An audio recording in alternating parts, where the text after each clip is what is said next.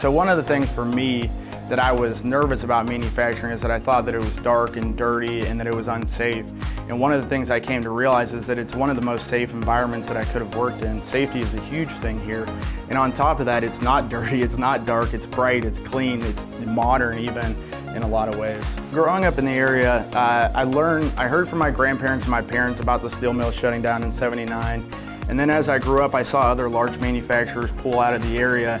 And to me, that felt like it was an unstable environment. It felt like if I went into manufacturing, I was going to be in fear of a layoff or, losing my job altogether.